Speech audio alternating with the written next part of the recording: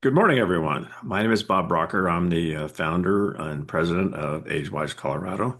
And on the call with us today is Barbara Boyer, who is our executive director. And I will now introduce Cassie Angerer from Lifeway Mobility. And so Cassie and her friend Aaron. Erin are going to be showing you around the Lifeway Mobility showroom and pointing out all the great products and ideas and tools for helping all of us age in our homes for as long as we possibly can. And and so now, Cassie, I'm just going to turn this over to you and Aaron to show us around Lifeway Mobility's showroom and point out the things that you really want all of us to see. So take it away. Okay, thank you, Bob. Thanks, everybody. My name is Cassie. This is Aaron, and we are here in Inglewood, Colorado at our adapted show home. And this place is here for people to come and try things out, see what they're going to look like before they make a decision about how they want to make their house more accessible. So everything here, you could come and check it out. We're open Monday through Friday from 8 to 5, and no appointment is required. So if you wanted to ride a stair lift or see what an elevator looks like, we welcome you to come check it out. And this is Aaron. He's going to be doing some demonstrations of all the great things we have here today. So we can kind of show you a little bit about what this space is all about. And its purpose is educational. So we want people to understand all their options and see what things look like before they make decisions for their own home. So we're going to turn it over to Aaron, and he's going to show us some stuff. Well, thank you so much, Cassie, and thank you, Bob, for having us today Of course. to show you around. Now, our adapted show home here in Inglewood is really set up to plan for aging in place, dealing specifically with the three most common barriers and challenges we face when we want to stay in our home long term. Those challenges are going to include entry and exit of the house itself. It's going to include levels in the home and navigating those levels. And finally, and really importantly, is going to be bathroom safety. We're going to show you some strategies for all three of those segments. And we encourage everyone to come down and experience it for themselves. For the purpose of today, I'm going to demonstrate some of the different equipment and modification strategies that we have here in the showroom. And I think that anybody who watches this is really going to get a lot out of it. So let's start with right when we get to the home, entrances and exits into the home. You know, here in the Denver metro area specifically, many houses, the main level is going to be built up 2 or 3, up to 5 or 6 steps above that entry level floor, that garage foundation, if you will. So from the garage to get into the house, so often there's a number of steps that we have to ambulate up and down. Now, classically, one of the solutions to that problem, especially if we're utilizing a mobility device like a walker or a wheelchair, we would utilize a ramp for that to accommodate that issue. Now, ramps are ancient technology, truly. They've been around forever. Some think they may have been used in the building of the pyramids. But for our purpose here today, we're going to talk about much smaller, much shorter ramps. But there's some key takeaways with ramps we think everybody should be aware of. Here at Lifeway Mobility and a lot of ramp suppliers are going to be very interested in showing you modular aluminum ramp systems like the one I'm standing on here now. Modular aluminum ramp systems are really spectacular in a couple of ways. Unlike a wood ramp or even a concrete ramp, where they may be fairly permanent and require maintenance, a modular aluminum ramp can be set in place without really disturbing any of the foundation, and they can be removed quite easily. These modular aluminum ramp systems come in pieces that allow a home access specialist like myself to design the ramp for the space that we have. Now, these ramps are going to include, as standard, a few very important safety features, not the least of which are these dual handrails. Especially if ambulating in a wheelchair, dual handrails are especially important so that you cannot roll underneath the top handrail and become pinned, often by your neck, on the handrail itself. So all of these ramp systems come with dual handrails.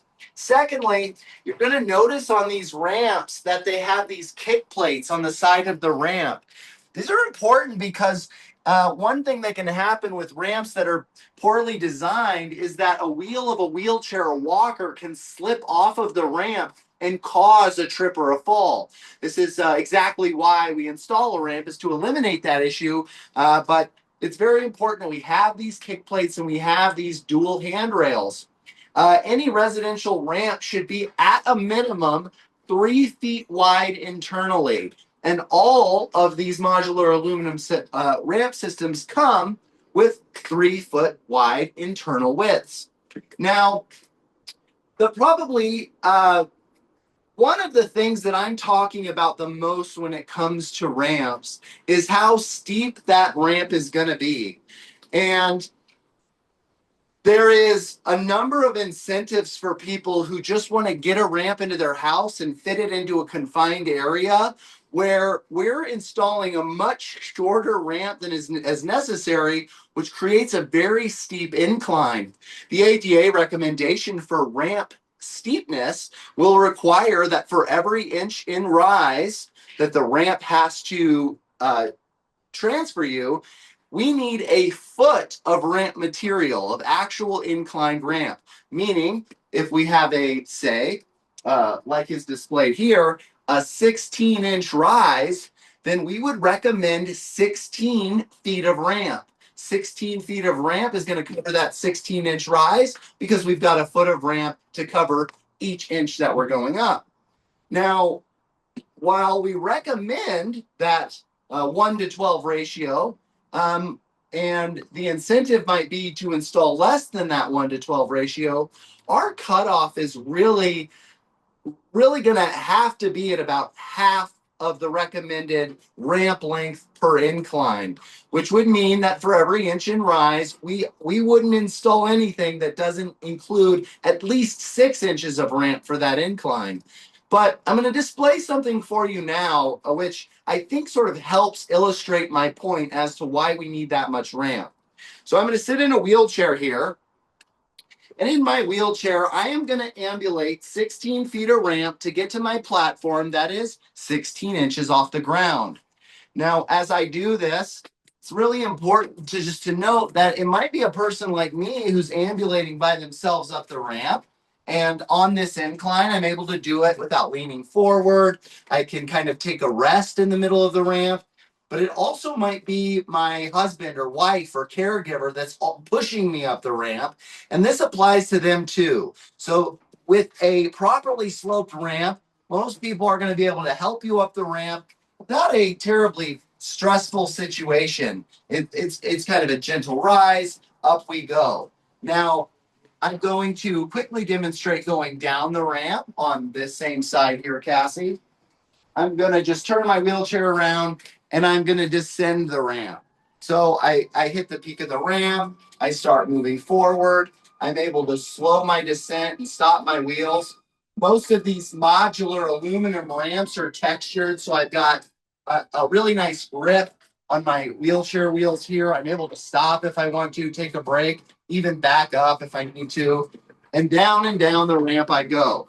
Now, I want to show you this exact same exercise, but on the other side of the platform that we have set up. And I'm going to kind of describe to you what I'm feeling. So back up this way, just gonna fly up this ramp, super easy, really no big deal. Heading up the ramp. And then I'm going to come back to my platform. This platform on the other side has an 8-foot ramp coming off the side of it. This 8-foot ramp represents half the ADA recommended slope. This would be the kind of ramp I might install for somebody temporarily if they're maybe just ambulating using the handrails, maybe their prognosis, they're going to get much better pretty quickly, and this is going to suffice for now. However, anybody with sort of a longer term prognosis who's definitely going to be utilizing a wheelchair or a walker, I just kind of want to show you what this is like. So I'm going to go down this half ADA recommended length of ramp, which is doubling my slope. I get to the peak of this ramp, and it does really feel like I'm on the front cart of a coaster. I look down, and now I begin my descent, and you'll notice my wheelchair literally slides down the ramp. I'm sliding down. I get no grip. That is a terrifying experience. It's not just terrifying for me in the wheelchair. It would be very scary for someone who's trying to assist me down that ramp, having to hold back, the force of gravity that's pulling me down that ramp. Even more terrifying, in my opinion, is attempting to go up this ramp. So as I start my incline on this very steep ramp, I have to lean very far forward to make sure that I can do this. I really have to power through each little phase of my wheel rotation to get to the top. That is exhausting. I have to lean my entire body. It's like a core workout to try and get up this ramp. And somebody pushing me not only is responsible for that person in the wheelchair, but the entire time they're doing it, they're getting pushed back on. And so what happens when we have too steep of a ramp are really two things. The first thing is you're at risk for doing what I just did and sliding down the ramp. The second thing is somebody with too steep of a ramp may just not go in and out of their house as often as they might like. A ramp that is too steep is going to cause a real lack of independence because of the feeling having to use that ramp. When the ramp is properly installed with enough ramp material, you end up in a situation where it's comfortable to use that ramp, so you go outside more, you have that greater independence while you age in your home. Now, ramp configurations, oftentimes say in garages, can require so much ramp material to ambulate safely up and down that it starts to take car spaces. It starts to really take a lot more room than what people want to give up in their garage. Totally understandable. And in those situations, we might look at a different piece of equipment. So our footprint of a ramp, on a 12 inch rise is going to be 3 by 12 for the ramp material. Plus, you'll probably have a 4 by 4 platform at the door.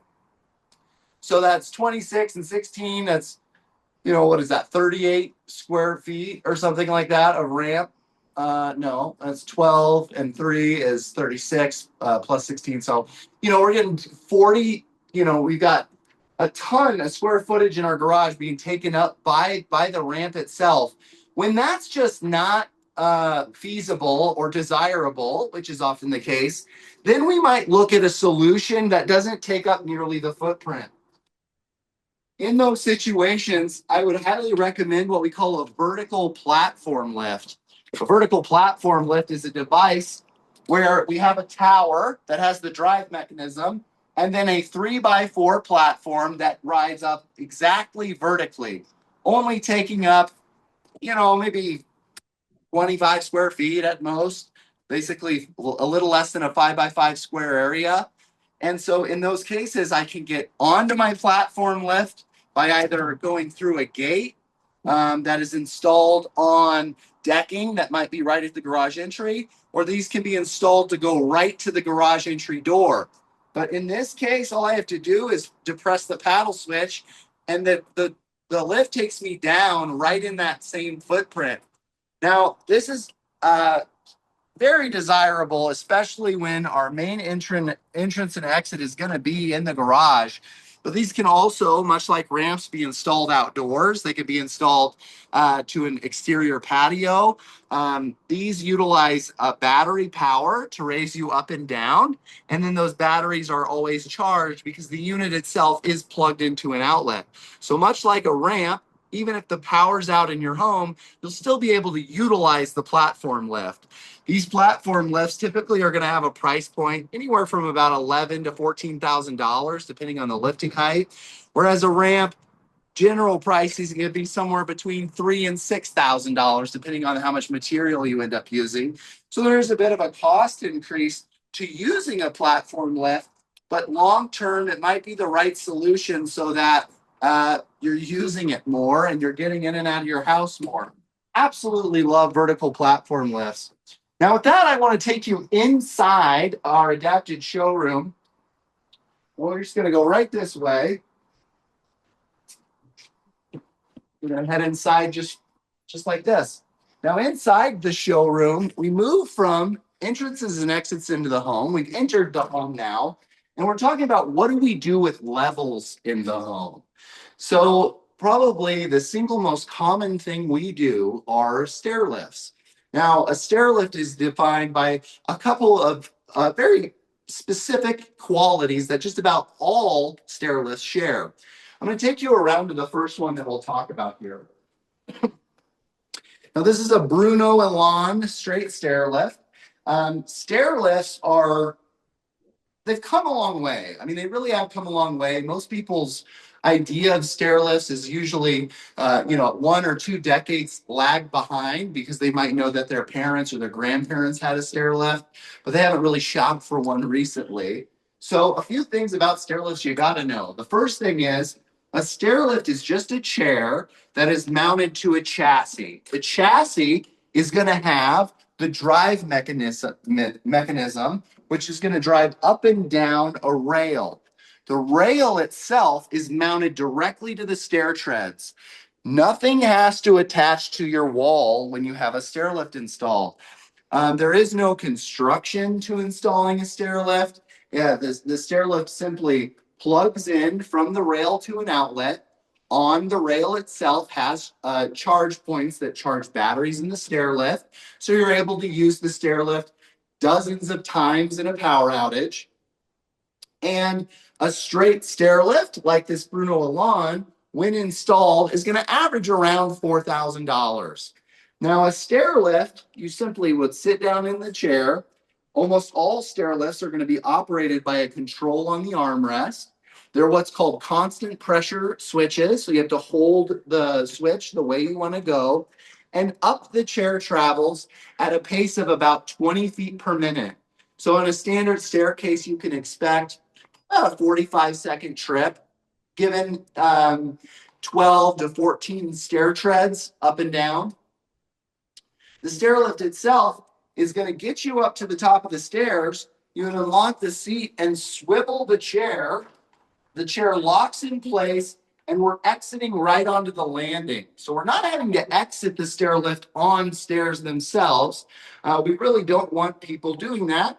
We want people to go from landing to landing without dealing with the stairs at all. Now, another issue some people might have with stair lifts is, well, my gosh, I don't want all the room on my staircase taken up. What's nice about just about every stair lift these days is you can fold up the armrest, fold up the seat, come down here, fold up the footrest there, and then the chair itself, when folded, is going to stick out somewhere between 11 and 14 inches from the wall. This is going to allow you a little bit more than half your a code stair tread, which is about 33 inches, for someone to pass the stair lift chair and continue on their way. Generally speaking, these rails are going to stick out anywhere from 5 to 8 inches from the wall, sort of depending on the brand of stair lift. So there is plenty of room for other people in the house to ambulate up and down the stairs, sort of the old-fashioned way, while still having the stair lift installed. Now, many stair lifts are going to offer additional options that help people sort of really plan for long-term situations where, maybe I'm not able to pivot that chair and exit the stair lift. In those cases, we might be looking at something like a power swivel, where there's actually a motor on the chair that's swiveling the chair for me. This is an option available on many stair lift brands. Now, along with that power swivel, you might be thinking, well, I don't want to lean over and fold up the footrest, especially if it's at the top of the stairs. You might have seen me before. I kind of bent down and folded up that footrest with my head sort of leaning over the staircase. We may not want this for our loved ones or for ourselves. In that case, we can also install something called a power folding footrest. In this case, when I fold up the seat, the footrest folds up automatically.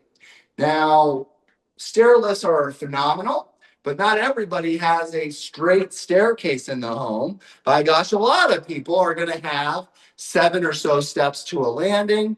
At that landing, they're going to make a 90-degree turn or maybe a 180-degree turn as they continue their way up the staircase. In those situations, more often than not, what I'm going to recommend is a curved stair lift. Now, curved stair lifts really come in 2 different types. Curved stair lifts come most commonly in what we call a custom curved stair lift. A custom curved stair lift is a stair lift where the rail itself was manufactured to fit the exact dimensions of your stairs. This is accomplished by the home access specialist, like myself, doing what we call a photo survey of the staircase. We would lay markers all over the stairs. Oftentimes they look like dominoes or barcodes. And we lay those all over the stair treads, around the landings. We take a bunch of pictures. And then the engineers at the manufacturers are able to custom build that stair lift rail so it fits as tightly to the wall as possible, making as tight turns as possible. You'll notice when I use this stair lift, this being a Bruno Elite stair lift, this is going to actually make the turn for me as I travel down. And here I go. I'm making that turn around my staircase, and it's going to take me all the way to my landing position here at the bottom. Custom curved stair lifts are great. Generally speaking, they're going to have a lead time in the 4 to 6 week mark from that photo survey. They're going to have a little bit higher price point, generally in the $14,000 to $18,000 range, really depending on the configuration of the stairs. And it may offer the ability to change things like the seat color, the rail color. Oftentimes with a custom stair lift, you're going to get a lot more choices than a standard straight stair lift, but are paying a little bit more for it, so that seems reasonable. Other than what we would call a custom curved stair lift, I'm going to take you over here to the other type of curved stair lift, which is called a modular curved stair lift. This here is the Auto Lift modular curved stair lift. This is offered by a company called Harmar. We really love those guys. They do great work, but this stair lift in particular just comes with standard turns, standard rail pieces. So this type of stair lift is really kind of assembled on your stairs using modular pieces. Very similar price point as a custom curved stair lift, really within about 5 to 6% of the cost of a custom curved stair lift. The advantage to one of these is timing. If you need a stair lift to be installed immediately because, say, I'm getting out of rehab or something like that and I need it right away, these offer the ability to install a stair lift very quickly after deciding to move forward. Oftentimes within days, if not a week, of the actual order being received. It works very much on the same principles. And so I think the biggest thing with a modular curved stair lift over a custom curved stair lift is with a modular stair lift, you're just going to have to deal with a wider range of tolerance as far as how much that rail is going to protrude into your staircase. You're still going to be able to walk up and down your stairs, but it's not going to fit nearly as tightly as one of those custom lifts. So just to recap with stair lifts, we have straight stair lifts. This is going to be the stair lift of choice for any straight staircase you have in your home. Sometimes people will use 2 straight stair lifts to accommodate a turn, but the ideal solution moves us into the next type of stair lift, which is going to be one of these custom curved stair lifts. Hey, Aaron, Oh, that's a Aaron, better can question. I Oh, excellent. interrupt Yes, you Bob. with a question? Sure. We have a question here asking about outdoor stair lifts, like 3 steps to get up to a porch or whatever. Yeah. Yeah. That's a really good question, Bob. So let's address that. It's very common, especially in garages, just to install like a standard straight stair lift to deal with those few steps getting to the house. Now we need a minimum of 3 treads to do that so that the stair lift can affix to those stairs. In a garage application, it would just be a standard indoor stair lift. When we get outside the home and outside the garage where we actually have some weather elements to contend with, then we will be looking at outdoor stair lifts. Many of these stair lifts are offered in an outdoor version. Now, the price point of an outdoor version does go up pretty significantly. For a Bruno staircase, which might be $4,000 to $5,000 depending on options, you're looking now at a stair lift that's going to cost somewhere in the $7,000 to $8,000 range. Now, an outdoor straight stair lift is usually going to be fairly basic in terms of the options available. Oftentimes, things like power swivel seats, power folding rails, like this one has that moves the rail out of the way, or that power folding footrest option that we talked about, those are generally not offered all the time on outdoor stair lifts. There are curved outdoor stair lifts as well. And so if you have, a long sort of inclined walkway that has steps going into a home, you could consider a curved outdoor stair lift. Right now, probably the average purchase price of a curved outdoor stair lift is going to be very close to about $30,000. So just something to keep in mind when we're looking at that stuff. That might be a situation where a vertical platform lift or even a ramp is going to price out much better in those instances. Okay. That's an Thank you, excellent Aaron. question, Bob. I really appreciate that. Okay. Thank you. The other solution we have to levels in the home, moving away from stair lifts, are going to be things like residential elevators. Now, elevators are great from an aging in place standpoint. If we're not dealing with like a degenerative prognosis or something fairly extreme where you're in a wheelchair kind of full time, a stair lift might work great. But I have many clients who they don't want anything blocking their stairwell at all, even though they can walk up and down. They don't want it on there. They don't like the aesthetic. Maybe they think their neighbors are going to judge them or something.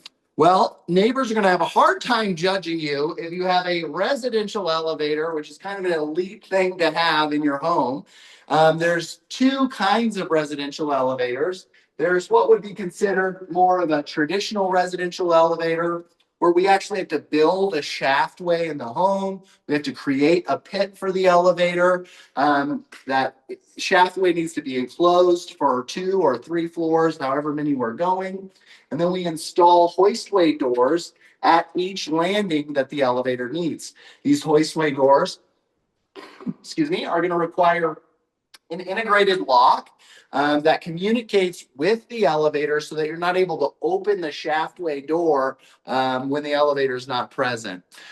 These elevators are great because they can accommodate about 1,000-pound weight capacity, and you're allowed to install an elevator that's 15 square feet in the internal cab dimension. This is a solution for anybody who might be in a power wheelchair, or they want to plan for that contingency, or maybe they just want to be able to load this thing up with all the Halloween decorations or Christmas decorations every year and send all of that stuff up. Now, a traditional elevator, when you talk about the equipment and construction, is generally going to hover between about $80,000 to $120,000 on average, depending on the complexity of the construction, some of the options you have available to you on the elevator. So quite a bit more expensive of a project, but certainly quite a bit more capabilities as well. The other type of elevator we might be looking at will be something more freestanding, like this Pollock elevator. These elevators are pretty unique because they don't actually need an entire hoistway built to accommodate the equipment. This one is called a Pollock elevator. It is their large size. This is big enough for a manual wheelchair and some power wheelchairs and scooters. These elevators are typically designed to go through one floor. They don't need a shaft because what's going on at the top of the elevator, at the floor of the upper level, we have what is called a floor plug or a trap door. As the elevator goes up, it actually picks up this trap door and then just closes up that hole that was left by the elevator coming through it. So notice as this elevator goes up, it's going to pick up the lid, and we'll actually be able to see that happen sort of there, Cassie, if you can get that shot of that lid being picked up as the elevator goes through our second floor. So these are often installed from basement to main floors or main floor to second floors. A number of different brands of these, but in general, they typically work very similarly, where you'll have a rail system on which that cab rides, and then you'll have the cab itself traveling up and down and picking up that floor plug there at the top.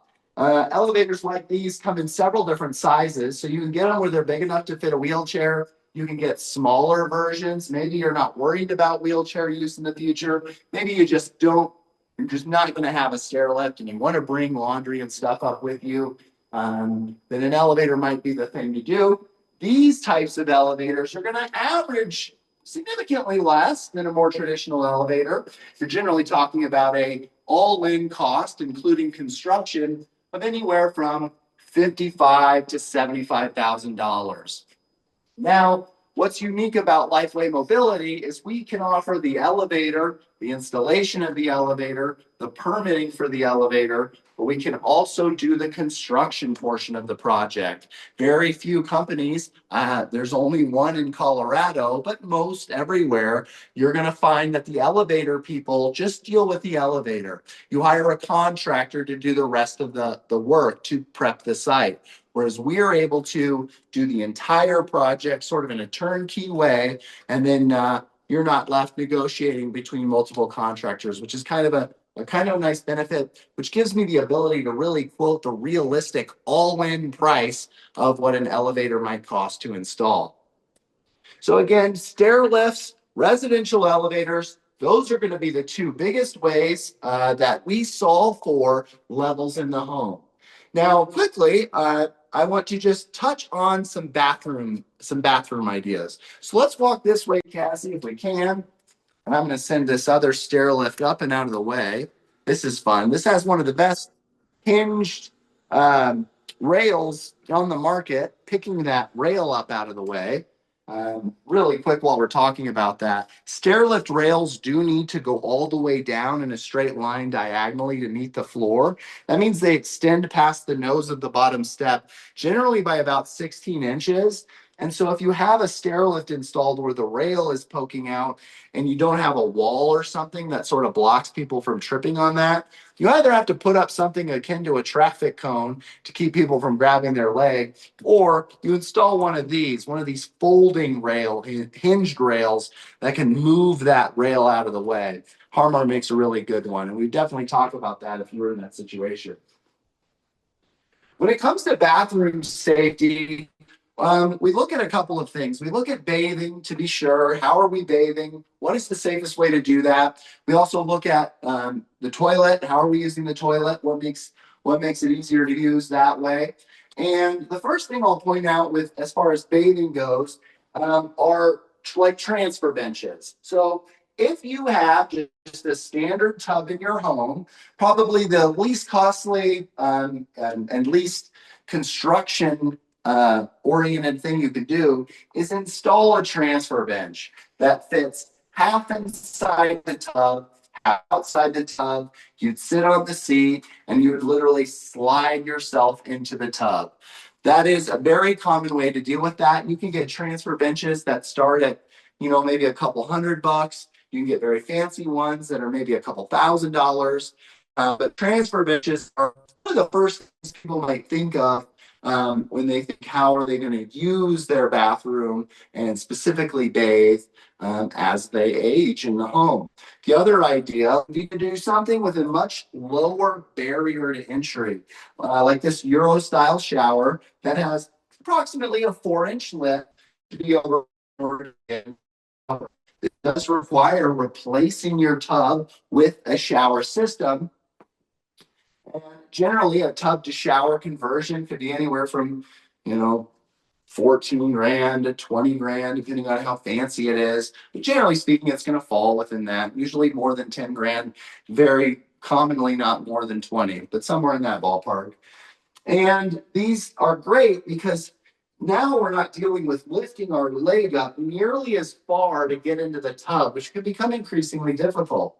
Now, anytime we have a shower like this that we're installing with a little bit of a lift, we definitely want to combine that with grab bars. So here we have what we call integrated grab bars, or sometimes referred to as dual use grab bars. This is a grab bar that also holds a towel. And then inside the shower, we have a very sneaky grab bar that's also a shampoo and conditioner shelf. We have them displayed this way just to sort of show the proper way where I have 3 points of contact as I'm entering and exiting the tub. First point of contact is my hand on the shower, the towel bar, grab bar. The second point of contact is going to be my other hand on the shampoo integrated grab bar. And then always my third point of contact is going to be one of my feet as I step over that ledge of the tub, entering and exiting my shower here.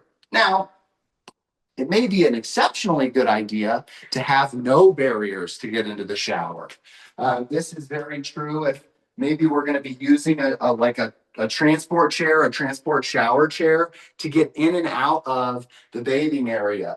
This is a completely flush, barrier-free shower pan. You can actually roll right into our shower. The pan itself is designed to flow the water towards the drain. We would always install, there's a rubber barrier that extends well beyond the shower itself to prevent any kind of water damage if water does happen to get outside the bathing area. These are certainly a bit more expensive. They're pretty intense construction-wise, but if we're really trying to design a house where we know long into the future, we're going to be able to live here sort of regardless of our mobility condition, this is going to be something to heavily consider. A barrier-free roll-in shower. And in this particular one, we have a couple of neat things, neat ideas. One would be just like a mounted shower bench. So you can actually get nicer versions of a shower chair and mount them in the shower, which is kind of cool. Also, one of the least expensive things you can do is a removable shower head. This is going to help us bathe ourselves sort of away from the main shower head, or we can use this to help bathe someone else. A caregiver or family member can help bathe much more easily with these removable shower heads. So love those. This actually is integrated as a grab bar as well. And you can take this removable shower head, you can actually slide it up and down this grab bar and then just take it off when you're ready to use it. Really like that. The other thing we install quite often is one of these temperature controllers on the faucet. So we can actually set our temperature so that every time we turn this faucet on, it's preset. I'm not messing around with testing the water temperature. This can be important with things like neuropathy and just people maybe who aren't able to communicate right away if the temperature of the water isn't correct. We want to prevent burning and that kind of thing. In those cases, it may make sense to install one of those controllers so you just kind of set it and forget it. You know that the water is going to be the temperature it's supposed to be. Moving from there, we have toileting. So getting on and off the toilet, it can be a challenge. One of the simplest things you can do is just buy an ADA height toilet, get that toilet height up a little bit. That way it makes it easier to get off of the toilet. We can also pair that with what they call a toiletator. This is actually a raised platform that the toilet sits on that gives you an additional anywhere from about 2.5 to 4 inches of toilet height. When our toilet is high enough, sometimes the issue is just getting off of the toilet. Now, we could utilize something like we have on this wall, like a standard grab bar. If you have a wall nearby the toilet on the side, you can certainly install a grab bar to the side of the toilet and use that. If you don't like the look of something like that, you could install what is, again, sort of a sneaky dual use grab bar. This is a toilet paper holder as well as a grab bar.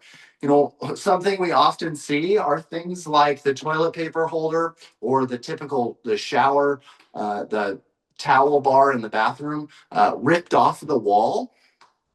Or prior to being ripped off when I'm doing an evaluation, I might just ask somebody, well, just show me how you get in and out of the shower now. And they oftentimes are using things that are not meant to support a person's weight as a firm control point. And so that's extremely dangerous.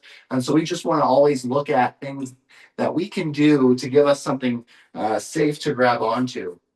They also make things like this, a advantage rail. This can be mounted to the floor and it can be mounted anywhere, and it has this pivoting arm so that we can actually mount this sort of out of the way. If we have nothing to mount grab bars onto, we can actually hold this and use this to get up and down from the toilet. You can also utilize these near hot tubs, near our favorite sitting chair, just places where you might think you need a handhold. They do this floor mounted advantage rail. And then there's also this, what they call a super pole. The super pole is a grab bar that's mounted from the floor to the ceiling, which actually gives us a grab bar essentially wherever we need it. And so these can be fairly low cost options, a few $100s to have a grab bar installed wherever you need one. Now with that, just a couple more things, if you'll bear with me. You're coming to the finish line, but I do want to point out another type of grab bar, and that are these folding rail, PT rail grab bars. These grab bars actually mount behind the toilet. They can be scooted and moved out of the way, and they fold down so that you have something to use. Again, you can join that with a more traditional grab bar, perhaps a toilet paper holder grab bar, but these are phenomenal. And you'll notice, if you're really close, that the bottom rail of this is actually slanted and offset from the top rail. That way I can either use the top rail or the bottom rail without bending my wrist as my point to step up and off of the toilet. So you could install maybe one of these with a grab bar, just a traditional grab bar on the wall, or Sounds like there's a question too. oh, good. Or you can install two of these. Let's say we don't have a wall nearby and we just want to install these near the toilet. You can do that as well. And is it true, Bob? Do we have another question?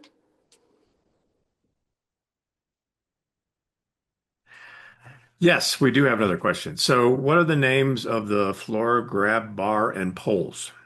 Sure. So made by a company called Healthcraft. We have the full floor to ceiling.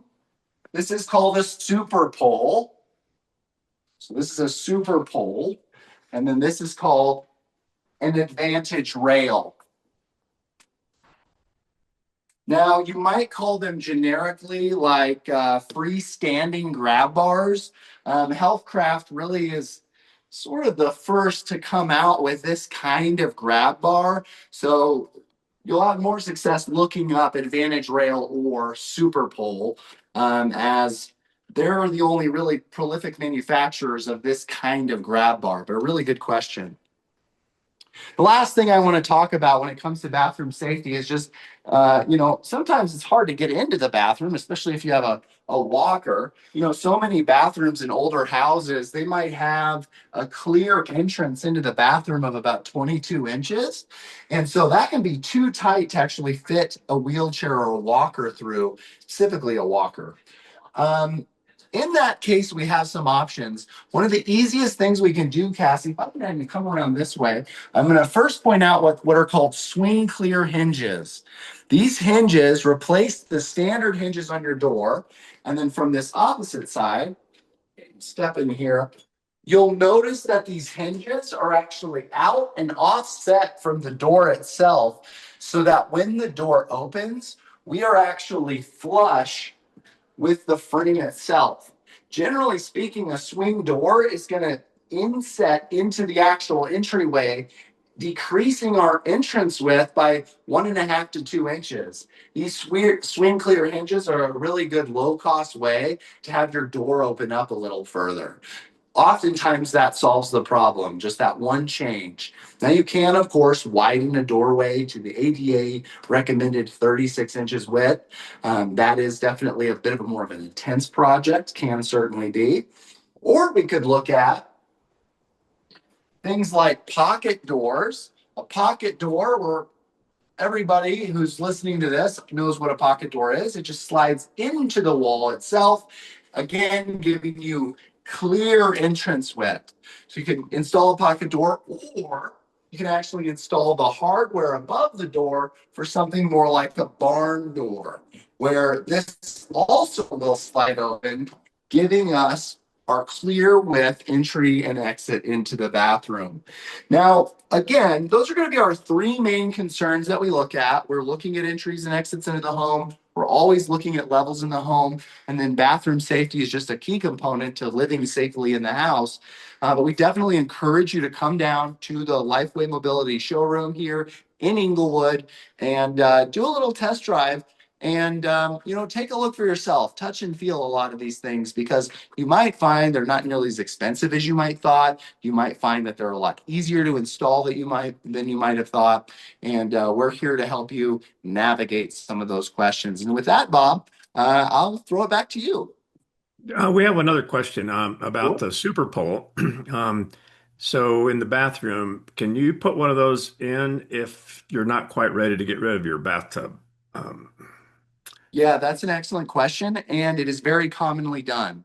So a lot of people will install a super pole next to their bathtub, especially if they don't have a great wall or something to attach a traditional grab bar. So you absolutely can do that. I've seen things like these super poles and advantage rails, again, installed near hot tubs. I've seen them installed in living rooms just next to a favorite lounge chair, at a dining room table next to that person's seat at the table who is needing assistance with getting up and down. And so the adaptability and functionality of those super poles are pretty broad. They can be installed just about anywhere. Where we get into some tricky situations are those manufactured homes like trailer houses. Sometimes just the material to install these grab bars to is uh, a little bit lighter in construction. And so we do need to evaluate those kinds of situations a little more closely. But if you live in a condo or in a single family residence, generally speaking, we can install those grab bars, those super poles, those advantage rails for sure. um, well, this has been really great. So thank you for doing this. And I certainly learned a lot, and I know everybody else has as well. Um, so what is the address of the showroom? The showroom address is 3025 West Jefferson Avenue, and that's Inglewood 80110. Once again, that's 3025 West Jefferson Avenue, Inglewood, Colorado 80110. And I'm going to briefly share my screen here so that people can see um, your page on our website. So, your address and the website link is here. And so th this is great stuff. So thank you again so much for doing this today. And Cassie, are you still around? I'm still here. Yeah. Just I'm behind the camera now. I will say one other thing is if anyone is interested at all in any of these solutions or they have a challenge at their home and they don't know what the right solution is, we're happy to come out and do a free in-home consultation. So all you have to do is give us a call or you can fill out a web form on our website and we can call you and set that up. So that's totally free if you want somebody like Aaron to come out to your house and consult with you about what possible solutions there are. Excellent. Okay. Well, if there are no other questions or comments, I think we can we'll close for today. And thanks once again. Much appreciated. Oh, Thank and you. here's what before we go, will you come Oh, all the one way more question. to Vail? That's a question. Will We you will. go? Yeah. Yeah, Vale's our area. That's Yeah. our, we go there. We go everywhere in Colorado. Everywhere. Everywhere Okay. in Colorado. Okay. Very good.